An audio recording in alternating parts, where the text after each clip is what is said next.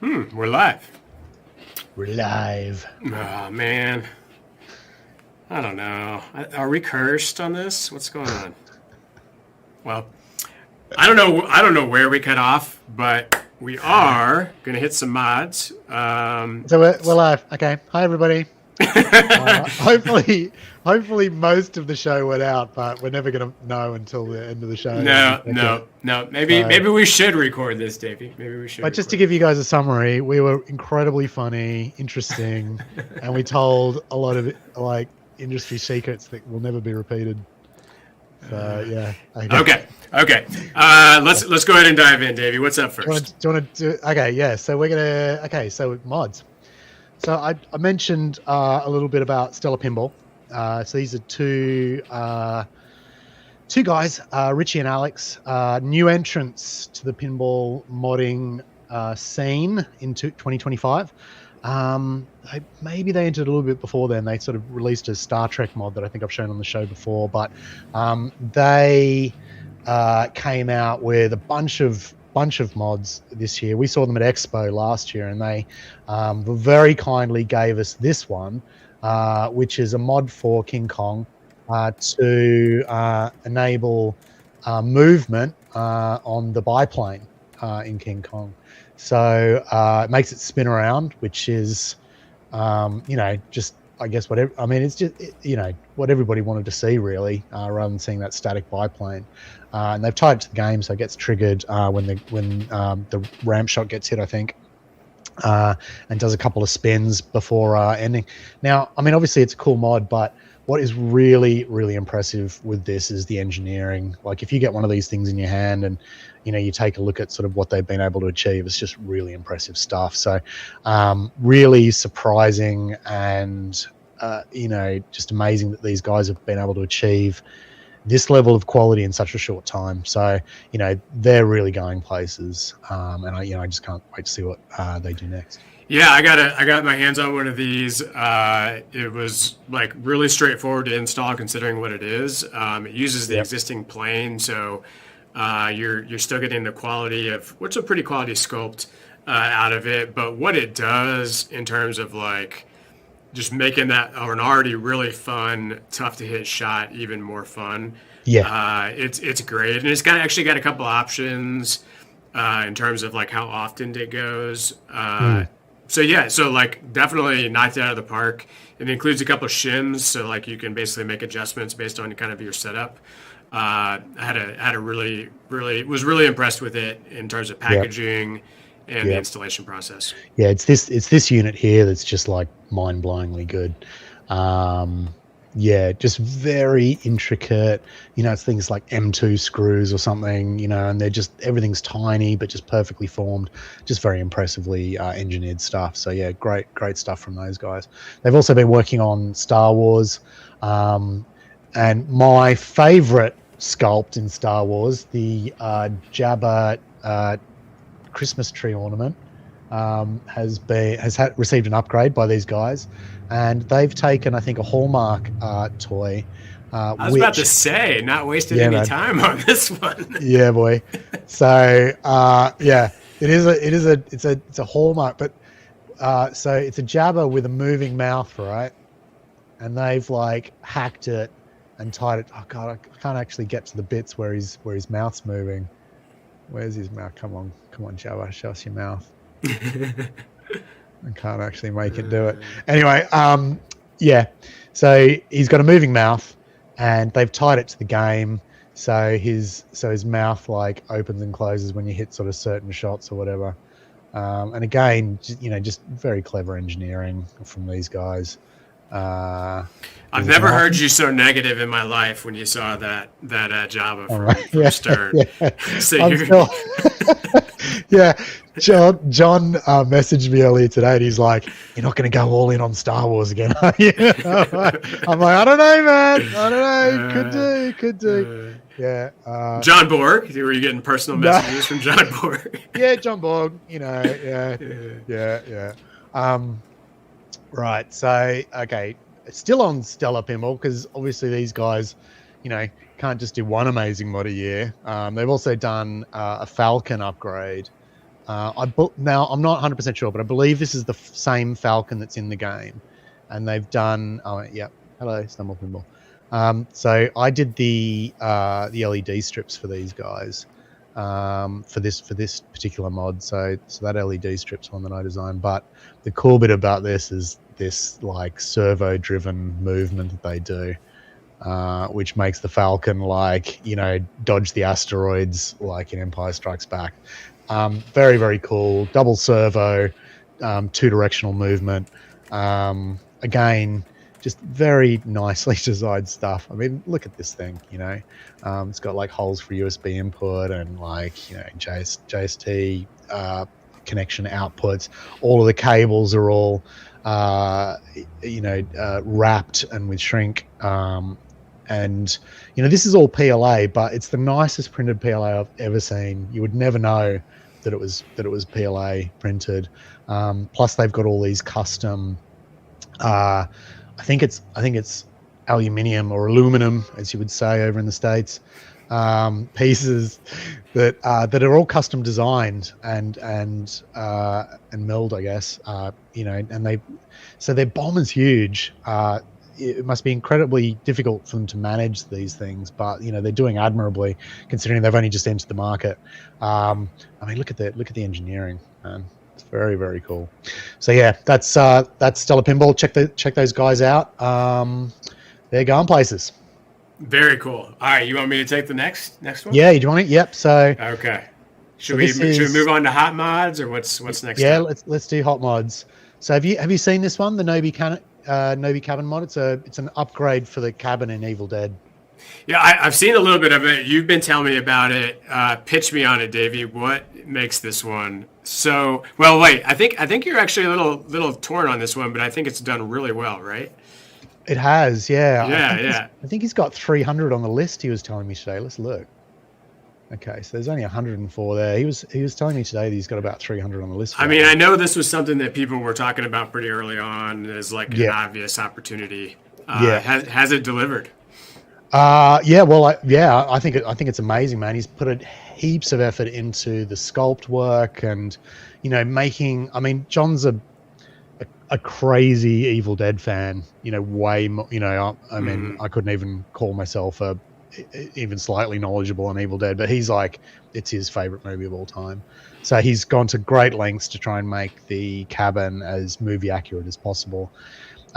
He really wanted to get the lighting right so that it kind of created this, like hand of God sort of effect with the light going through all of the broken windows and door frames and stuff. And I think he's done a really good job of it. Can you play the video on it? Or yeah, I'll play the video again. So you can see sort of the light sort of coming through and reflecting through all the gaps in the door. That one's not coming through. It's like all. Was it not? Force. No, that's really annoying. Let me see if there's any still shots of it. No, sorry, not going to be able to show that. Sorry, everybody. Here we go. Is that better? That's better. That's working. Yeah. Okay. So the idea was that there's an LED strip inside, but he wanted the light to be coming through the doors and the windows, so that it was creating that kind of that stream effect through those. So you can see, he's created these buckles in the roof tiles and the leaves on the roof and stuff. It's a beautiful looking thing. So yeah, he deserves to do really well out of these. And we were chatting today about powering options because I think John was talking to Bug over email or something, and Bug was saying, look, there's not a lot of powering options in these new games like Evil Dead and Beetlejuice. We've literally used every output on the distribution board that there is. So John wanted me to take a look today to see sort of what the powering options were for mods in these games, and the main 48 volt PSU in the games has a spare slot, and the Splitter Plus takes 48 volts. So what that actually means is we'll be able to install Splitter Pluses in all of these spooky games, and then just have like loads of outputs for mods for spooky games going forward. So it's like a really, really simple solution for powering mods in these games, which is great news. Cool. All right. Start throwing them at us. We got a Yeah, lot to yeah, go yeah. through. Okay, All right. cool. Okay, more hot mods. So John did the Jaws lighting that has these torches that change color depending on sort of what mode you're in the game. We talked a little bit about that one last year, and then he's also done these bad mother bumper pop caps for Pulp Fiction. You remember seeing those last year, Oh yeah, Rob? these were popular and they're Yeah, really well done. Big fan of yeah, these. yeah, totally. And then Tom T Diddy just this week, released a brand new mod for Godzilla. You thought that all of the spots were Man, taken in Davey. Godzilla. Well, think again. Yeah. He found one. He found a I spot. just I just love that somebody who clearly knows his market is all still finding an opportunity to do more Godzilla mods. I mean, Oh like, yeah, what man. is going on? Yeah. Have they sold 100,000 of these games? I mean, they have to I don't know, have. man. I mean, we've conjectured long and hard about how many Yeah, Godzillas are so sold. you got options. You got Yeah, options. yeah, yeah. And Godzilla mods still keep getting released, and look, I think, to be honest, this is my favorite one of Tom's yet, for Godzilla. I mean, he did a great job of the Drake building, and obviously he did his Nagel building as well on the left. So this is sort of completing his area, I suppose. Hmm. I did the back buildings and the Tokyo Neon sign. He's sort of done that middle area with the Drake building. And they very much, in keeping with all the Tokyo Neon style, the destroyed buildings and stuff. And yeah, man, I'm gonna list one of these, and everyone should be, because they're awesome. Tom's also been working on King Kong and Metar as well. We've talked about this one before in the past. Hmm. Hmm. So he's done this concave, and then Tom also did the hillside crypt for Metar. Which is this one, which is very cool as well. Really great rock effects, with some like algae sort of wash over them. I got one of these in hand, and they're great as well. Really great detailing in the stained glass windows there. Yeah, and then now, Rob, have you seen? So let's quickly. Okay, so I'll quickly just show you the Jazz Boucher's, what he's been working on, You which is know, a I Kong have seen replacement. this one. I mean, is it getting to the point where it's getting done yet? Or Yes, yeah, okay, yeah, yeah, okay, yeah. So I've got one in my Kong back there. cool. So we're essentially doing fit tests now and just working out the final nuances, I suppose, lighting and those kind of things. He's going to have some uplighting on his chest, just with an LED, which is a very simple thing that we added, but adds a whole bunch of atmosphere, I think, to Kong in that area. Just to have like that bit of sort of that red pulsing fire uplighting that gets triggered when you do that Kong shot is really fantastic. And it was a bit hard with Kong because he doesn't, unlike Atomic Godzilla, he doesn't have like a natural place to light. Like Godzilla has the spines and his mouth and his eyes and stuff. Kong, he's a gorilla essentially, just a big one. So there's not really a natural place to light him up. So it was quite difficult to sort of think of ways that we could sort of add LED lighting effects to him. But I think what Paul's chosen with this has been good, and he's fantastic in terms of him just looking really, really game accurate. Like the look of his face and his fur and stuff really matches the LE artwork, and I think it's a really fantastic addition. Looks great. Looks great. Yeah. So have you seen this one? So this is another Evil Dead mod. Rob, have you seen or heard about the Evil Car mod? Now this one is pretty popular. I don't know if it's popular as the shooter rod, but I mean everyone's picking this up. I think it's the red lights. I think the red lights do it, man. It just feels Yeah, I creepy. agree. Yeah, it does. Maybe I think you're It's right. I just think it's it is just the so red light. simple. It's just like driving off into the edge. Like I don't know.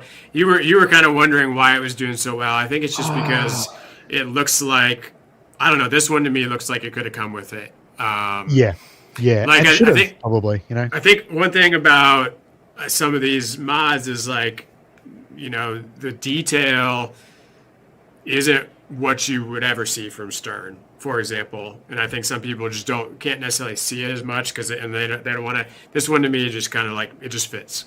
Yeah, no, and I think it's a funny one because you're in this game for a while, and you think you can pick what will do well and what won't do well and stuff. And for me, I was like, oh yeah, it's really good, but I wasn't sort of like blown away by it. It's sort of in a lot of ways was sort of just like you know and I don't want to, I sound really shit when I say this, but it's sort of like a typical mod. You put a car in, you light it up, you light up the headlights, and it's like, yeah, it's cool, but you know, it's it's not sort of breaking down barriers or whatever. But people have gone absolutely bananas over it. It's done so well. I think he's closed the list and opened the list up again, and I think it sort of ties in really nicely with the bridge mod as well. There's a bridge mod for Evil Dead that sort of extends the tree branches that are over the bridge. I think there's a shot of it here actually that you can see. Maybe that one with the tree branches in the background there. And so, or maybe it's the bridge itself. But yeah, look, I'm really stoked for him, and just this is one of the biggest mod, like this and the biplane mod for Kong have been sort of two of the biggest mods of last year. So yeah, he's done really well, and really pleased for him. And we will have links on all these in the description, guys, so you can check this one out. I'm looking at it.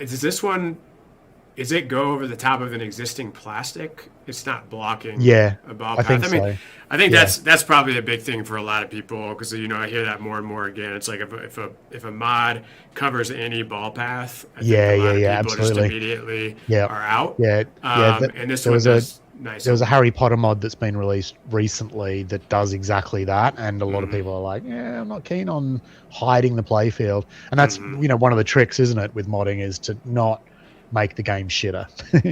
That's not what we want to be doing. All right, we're gonna have to go a little bit quicker. So lovely Andy from Rocket City Pinball had a hit this year with the Snowy Forest campsite for Dungeons and Dragons.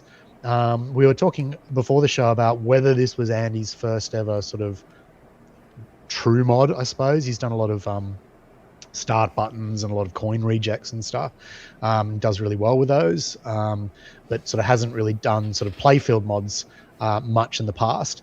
I remembered one that he did for Uncanny X-Men, which was the X-Men Jet. I don't know what the real name for it is. And I think that did okay, but I think this has been, he was telling us earlier, this is one of his biggest sellers of the year. So really, really great job with that, Andy. Looks really fantastic. It's got, really great lighting on the campfire there, and super stoked for you, man. I hope to see more playfield mods from you in the future.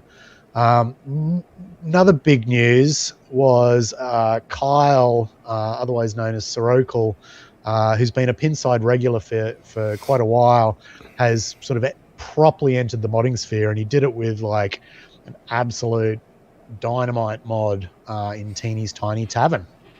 Seen this one, Rob? This one is this was like an early 2025 thing, so it's been around a bit, but I don't know. I think it's funny, like the D&D fans just love their mods. It's very clear. And this one is just really fun because I think there was a kind of a little bit of a wall there in the first place, right? I don't know that it's like blocking. Well, it is blocking, but look, I mean, D&D is the most blockingest of blocking. Yeah, maybe that's what it was. It's already all blocked out. That dragon, man, it just takes up half the playfield, doesn't it? So if you're worried about blocking shots, D&D is not your game. But the lighting is great. I mean, the paint is great. And it's just a fun scene. Really great pose from Tiny there. Kyle's like come right out of the blocks with like circuit board work and sculpting work and painting work. He's using water slide decals here. I mean, he's just gone from 0 to 100 like overnight basically, and and it sold accordingly. He had, I think he's still got a massive waiting list for people who still want it. And he can't go quick enough basically, but Kyle's got designs on sort of leaving his regular job and going into modding full time as his sort of retirement thing. So, we'll be seeing a lot more of him, I'm sure, because he's very talented boy. So yeah, he also did another mod for Dungeons and Dragons, which was another Mimic mod. We've had a lot of Mimic mods, myself included. This was Kyle's. Entry into the Mimic canon, and it's great, man. It's really good. So all of the gold sort of around the Mimic lights up. His eyes light up. His mouth lights up. He's got some really great sculpts. Kyle's really big on like hiding screw heads and things like that. So the skull that you can see here hides the fixing point on that side with a magnet. So just very sort of little clever attention to detail and nuances in his work. Yeah, very, very cool. Pino Pinball mods. Lionel has done lots and lots of mods this year. Lionel tends to go for smaller mods and lots of them rather than sort of big sort of set pieces, I suppose. So this is one of the mods that he did, which was his Augusta mod for Jurassic Park. That's now powered using one of my lolly boards. The big hit that he had last year was for King Kong, and that was the Monkey Heads mod. And look at the list for this one, man. It's monstrous. So this is his Monkey Heads mod, and they go on the slingshots on King Kong. And we talked about those last year as well. Very, very cool. Have you seen that one in person? Yeah, I've got them here actually. I just haven't had the chance to install them yet, but yeah, they look great in person. Yeah, I was on the fence. I ended up going with the other one from Joe Casey, but these ones are really cool. And then I think did he have like something on the gong that complemented these as well? Yes, he did. You're right. Yeah, I didn't list those, but yeah, he did have some little flame torches there, and he's got a bunch of other sort of little standalone pieces as well around the place of Kong. And I remember halfway through this list, I didn't put any of Back Alley's stuff on this list, so humble apologies to Back Alley. I know that they've done a huge amount of amazing mods this year, both from or last year for Met R and also for King Kong. There was a whole bunch of really great ones, including like a skull mountain one at the back and a concave.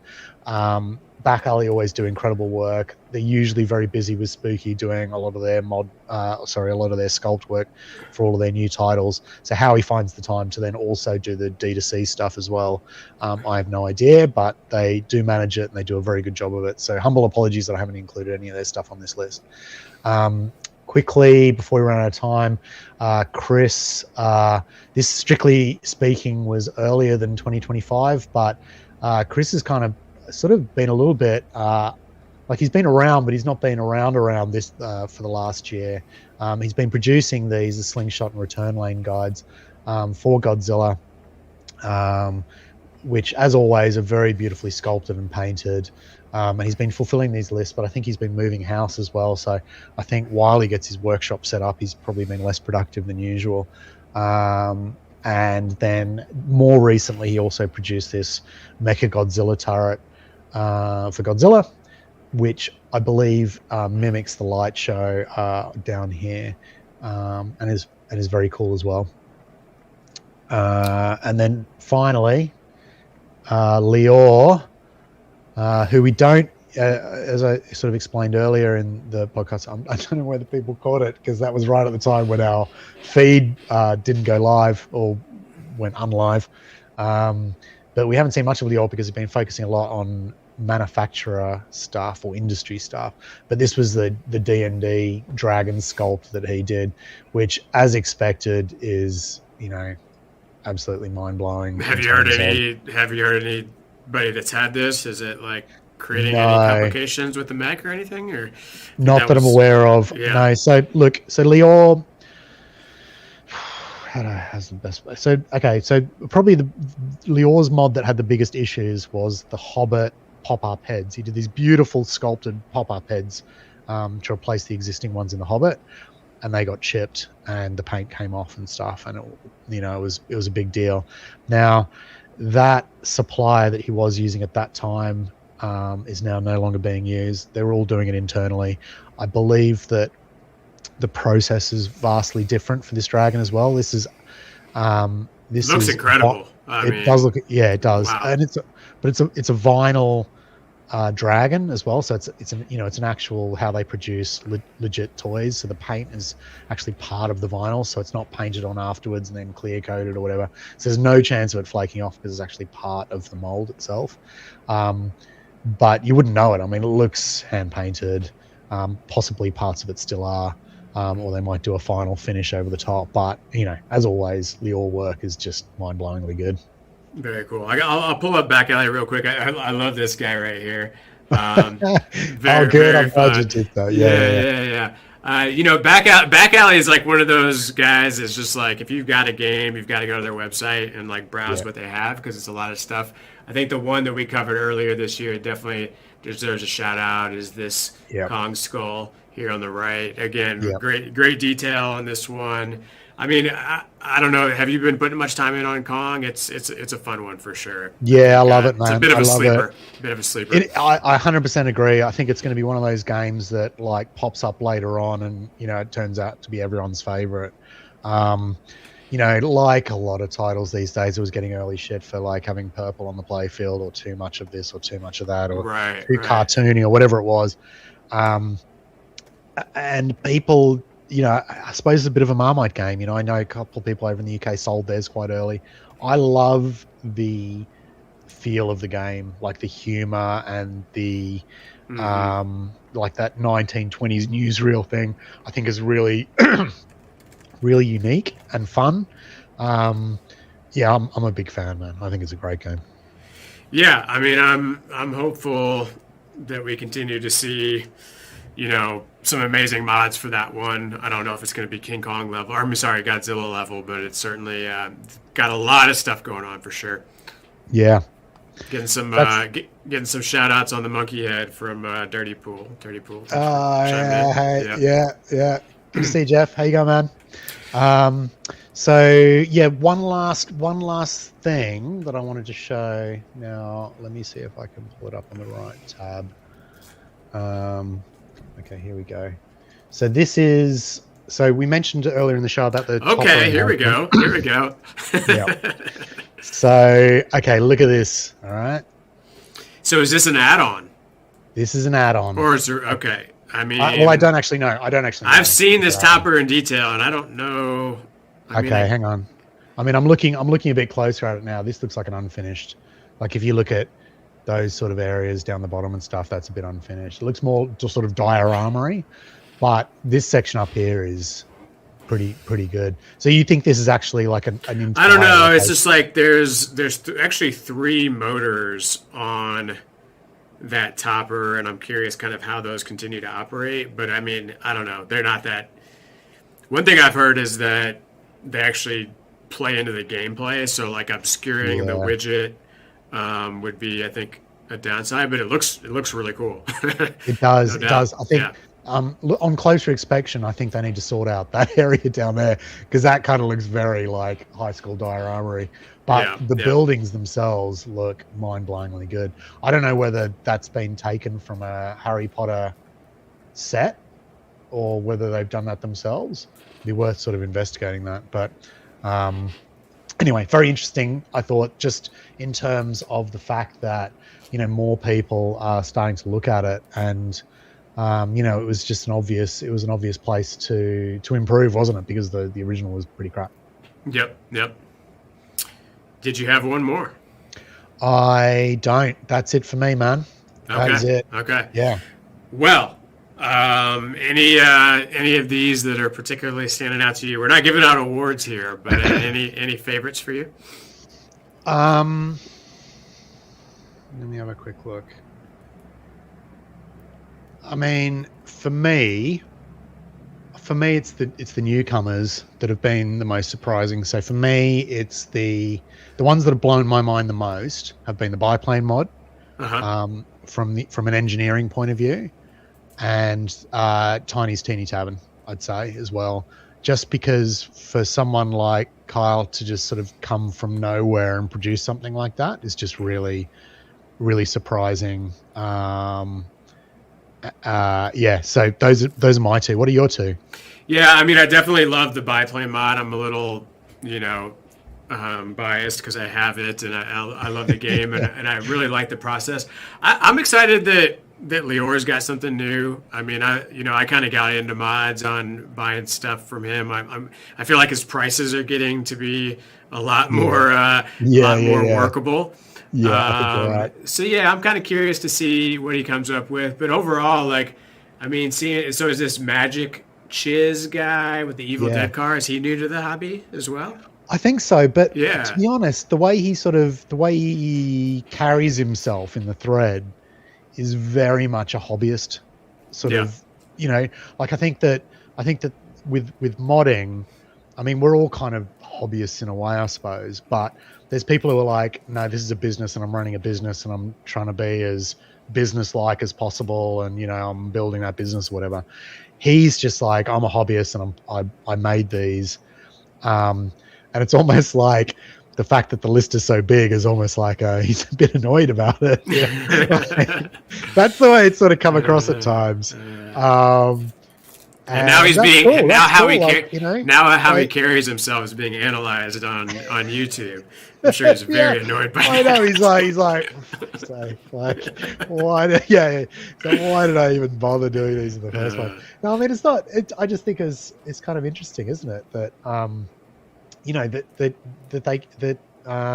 so a hobbyist can just like blow up like that, and whether they like it or not, I guess they have to make a decision. And like Kyle did, like Sorokel did with Teeny's Tiny Tavern, like his blew up, and he was like, do I destroy my life trying to make as many of these as possible, or do I just sort of chill out and take it easy? And I think Kyle sort of took like a medium chill out and take it easy point of view, and Magic Ches, whatever his name is, I'm not sure, but I think he initially bailed and then he was like, oh, I'll do another sort of 50 or whatever, and get them done. I think he's actually getting them made overseas by someone and then getting them sent to him, and then he's then doing a bit more work and then sending them out or something like that. So I don't know whether he'll do anything else after this or whether he's had enough of the mod grind, as they say.